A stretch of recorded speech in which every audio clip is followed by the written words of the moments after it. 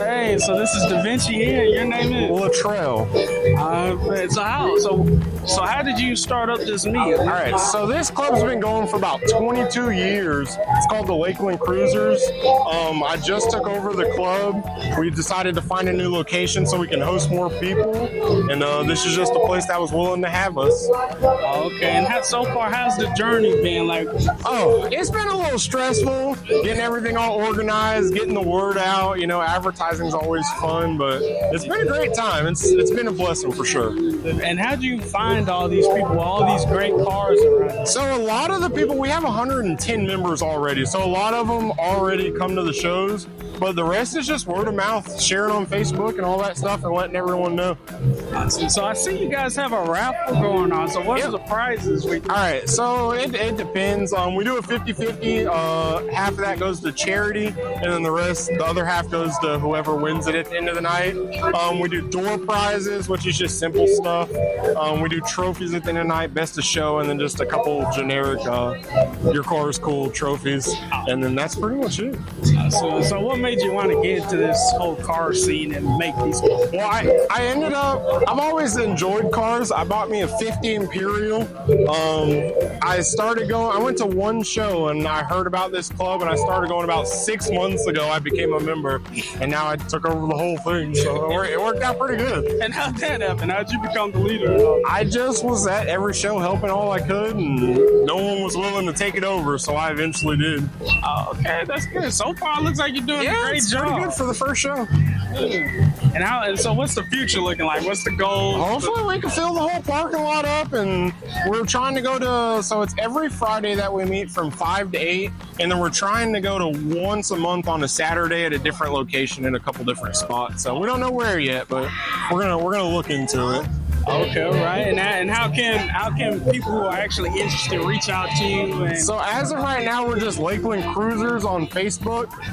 You can message us on there. That's the only thing I have right now. We're going to try to expand to Instagram and all that stuff here soon. Okay, perfect. All right, so now that we're getting close to the end of the interview, what's a hot take that you have in the car community? Like anything that's... I don't really know. The biggest thing nowadays is just keeping it respectful. That's the hardest part, is finding people that don't come out and be obnoxious and do burnouts and stuff. We have everyone show up, be respectful, and everyone has a good time. And have you guys run into that where people try to do burnouts? Not quite. To tell you the truth, we have a lot of older folks. They're all just sitting and relaxing. We don't really have many people that try to do burnouts, so we've been blessed with that. Hopefully it stays that way. Yep. Well, it was good talking to you. Nice to meet you, brother. Nice to meet you. I'll see y'all around.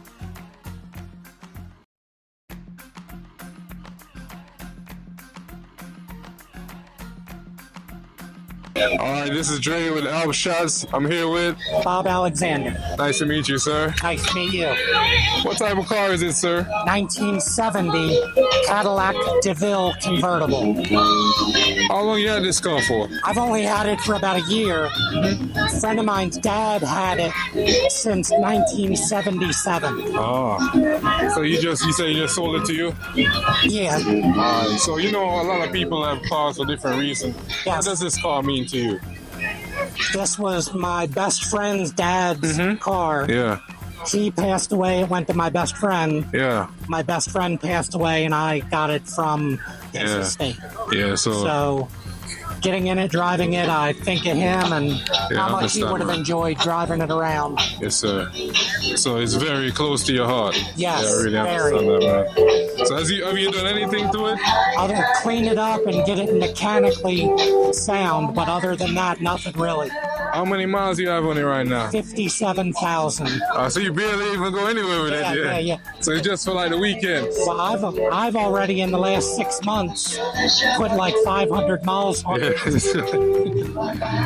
So like, where do you know when you take this car? Like out to the shows. Yeah. Really not much more other than that. So you don't like pop up to Walmart in this? No, it's too big to park. So yeah, man. So So even in the interior, you haven't done anything. No, the custom. car's pretty much all original. Yeah, I really like it, man. When I came here, it caught my eye, you know. I was really looking for the owner, but, you know. But yeah, man, it's nice, man. Very nice. I feel like, what advice do you have for like the younger people getting into the car community? I really don't know. You really do.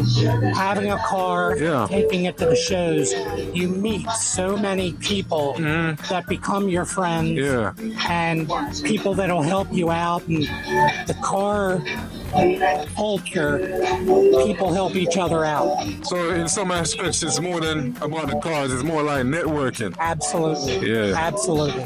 Yeah. So it's really cool coming and looking at all the cars. Yes, sir. But the people that you meet along with it is what it's all about. Yeah, you know, because actually, funny you said that because I met him at a car show, and here we are. See, there you go. Yeah, it's crazy. We're making YouTube channel. Right.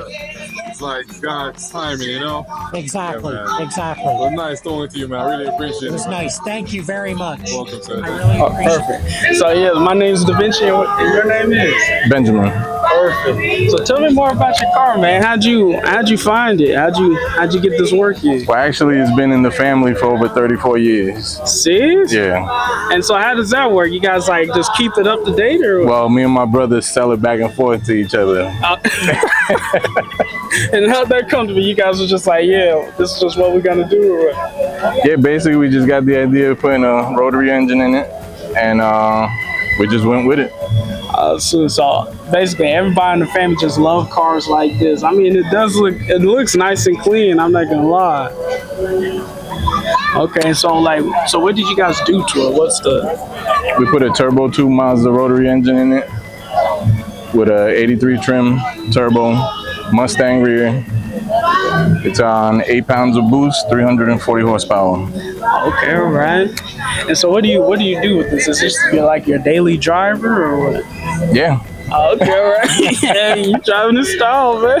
And what'd you do on the interior? Like stock interior. Oh, stock. Just repurpose the seats. Okay, right. Jeez.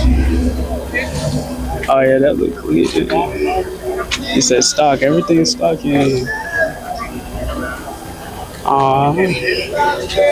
And so what's the future looking like for this car? Is there anything you're gonna add additional to it? Just needs a paint job. Oh, what color you going? Baby blue. Oh, baby blue. Okay, just repaint and getting it right. And then, okay, since we're getting close to the end of the interview, what's a hot take that you have in the car community? Like anything that people would be like, what? Basically, let's try to get more people out here. All right, because it's not that many people in the car community that much. I don't see it as big as the other states, but if it can get bigger, it'd be better. Right. You're not wrong on that. I 100% agree. Man, well, it was good talking to you. All right. Hey, with Alpshotz, I'm here with Scott. Nice to meet you, sir. Hi. Hey, so I see you have a nice right here. Tell us about it. It's a 1933 Plymouth. Yeah. It's got a 392 Chrysler Hemi out of 1958 Chrysler New Yorker. Yeah. How much? Put air conditioning in it. Yeah. It's got power steering, power everything, leather interior. It's a show car. So it's like modernized. You modernized. Oh, totally. Yeah. Yeah. I said the only thing left on here from 1933 is the license plate. So, like, when did you purchase this vehicle? I got it in 2019. So I've had it 6 years. Nice. So why this car? Why? Yeah, why this car? Yeah. I put some tape down in the garage, and I said I can have a car that's this big, and this is the one that fit in there. So how many horsepower is in the engine right now? They said 450. 450. That's And more than I need. It scares me when I step on it. That's a good amount, man. So, like, what's one thing you would change about a car? One thing I would change? Yeah. Tell you what I'm looking for? Yeah. I'm looking for what do you call it? Emblem? The hood. The hood. Oh, you know, my mind is gone. Well, it's hard to find? Yeah. They want like $400 for them. And I'm looking for the original stands for the lights, because I'd like to change those. So is this your everyday car? Oh no, it's just for show. Yeah. So what's the other car you drive? Oh, I got a Equinox. Equinox. That's nice.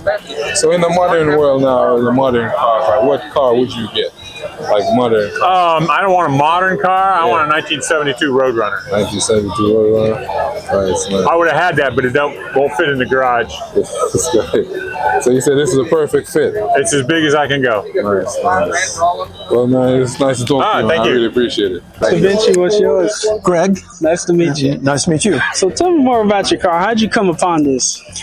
Well, it's kind of interesting. I spent about 6 years looking for that particular type of car, a 1940 Plymouth, because my father bought a 1940 Plymouth right after I was born. It's the first car I remember as I was growing up, and I said, that's what I want to have, you know? Yeah. So I spent 6 years, and in that 6 years, I found 6 of them. This was the only one for sale. So I made the guy a deal, and I bought it. And I've had it for 13 years now. Oh, wow. And what state did you find this in? Did you have to look at other states, or was it here in Florida? No, it was here in Florida. It was actually, I found it it was over in Plant City.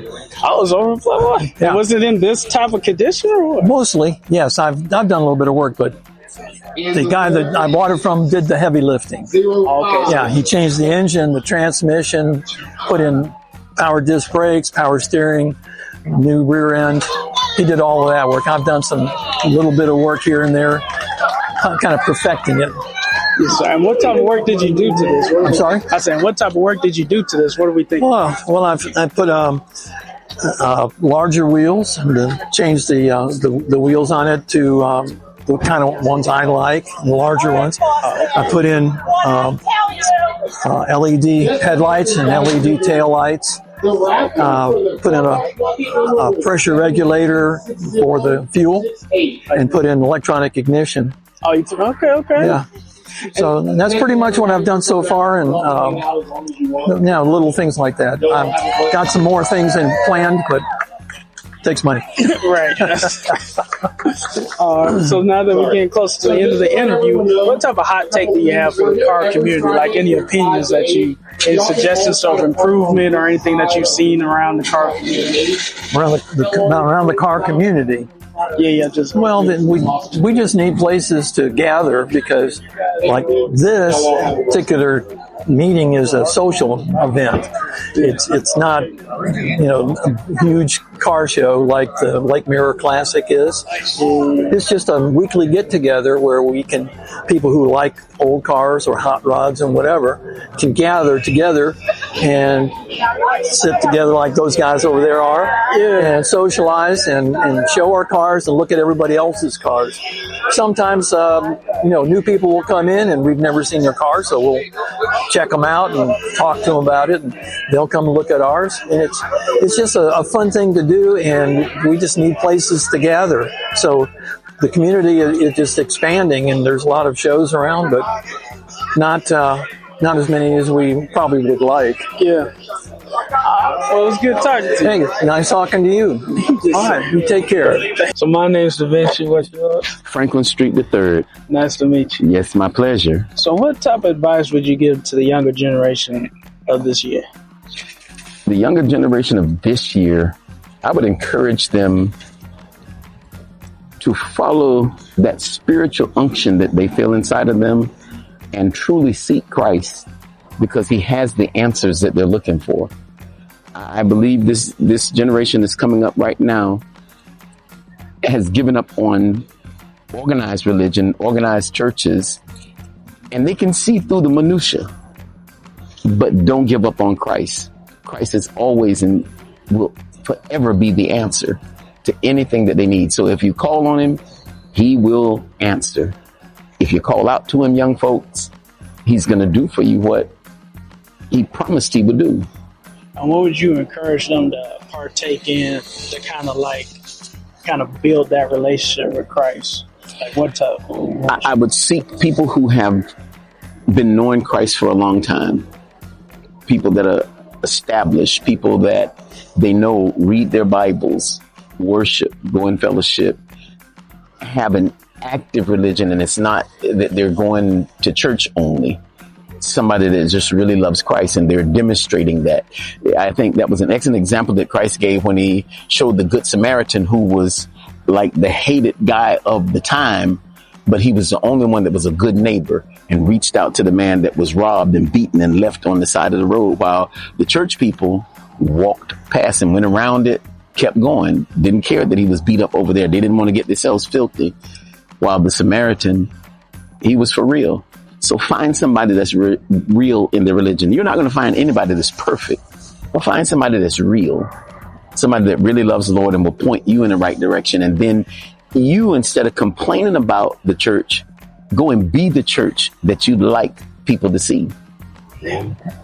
All right. So my name's Dinci. What's your name? Nice to meet you, man. So tell me more about your car. How did you come upon this? Well, I'm going to say 8.5 years ago.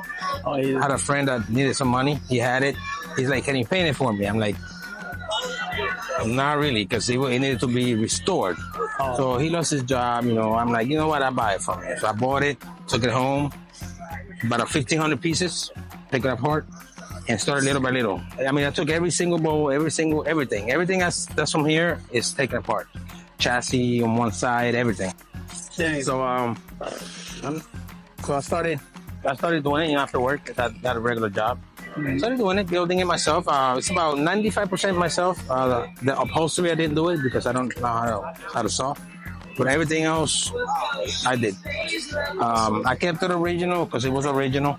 The only thing, I did change a few things, like alternator and carburetor, but everything else is original. Okay. So you had like work experience working on cars before you? I am. It's in the blood from when I was a kid, so I just learned like this. Awesome. Especially nowadays with the internet, you know, you just pick it up quick. I can look at that and I'm like, I can build that. So that's it. It's just me. When people ask me, hey, can you do this? No, I can't. I got a regular job. I can't leave my regular job to do this because it is my passion, but I can't. I don't have the time. Yeah, too much investment. Yes, it's too much. It takes a lot of time. I mean, you figure you have somebody build your car and it takes them a couple of years on a shop. I did this in 8 months myself. Oh, you did this only? From welding to body work to painting to detailing to engine building. I took the engine apart, built it myself. The whole thing is done by myself except the seats. And so, how'd you come upon the tools? Did you like? I'm 50 years old, man. I have tools from when I was like 20. So I do have tools. I do have a regular house with a little shop. I got my compressor, I got my stuff. So little by little, just come up with tools. Buy something you need, use it, then keep it. So it's just me. Well, now that we're coming to close to the end of the interview, you got any hot takes for the car community? Like anything that's just like mind blowing? Like what I've done to this, or not just in general? Like some people like they don't really like Dodge Chargers because they just overrated. Like no. I mean, if you're a car guy, you're a car guy. I mean, I'm not because I have this. I love this. I'm building 81 Corollas. I'm building a 70 Corolla. My favorite car would be an 87 Grand National, but right now they're like 35 and up. So it's kind of too late for me to buy it. But if I do find one that's raggedy, I'll probably buy it. But I love everything new, old. If you're a car guy, you're a car guy. I mean, you love everything from the 50s to new. The only thing I don't like is when you got a sports car and it's automatic. I'm a stick shift guy. I'm not gonna buy a sports car that's automatic. It's just boring. So that's my take. Okay. All right. Brother DeAndre, I'm Pastor Street from Faith Temple. Nice to meet you. And I would like to know, what would you instruct the young people to do now for their spiritual future? So what I think the young people of today should do, block out the outside noise. The only person you should be listening to and turning to is God. Because at the end of the day, things may not go how you want them to go at this moment. True. But you have to let God lead the situation, because that's the only way it's going to get better. You can't pray today and be like, hey, I don't believe in God because it ain't work. I ain't get the thing that I wanted to get to. You know what I mean? Right. So it's all a process, you know. Just like when you trying to get a job, it's a process. You gotta wait. So let God do what He gotta do. You know what I mean? Because that's the most important thing, you know. And then, as Pastor said before, you know, this is more than about cars, man. This is about building a community, you know. Building a community. And then we're letting cars being the fuel to our faith, you know. Yes. So you know what I mean.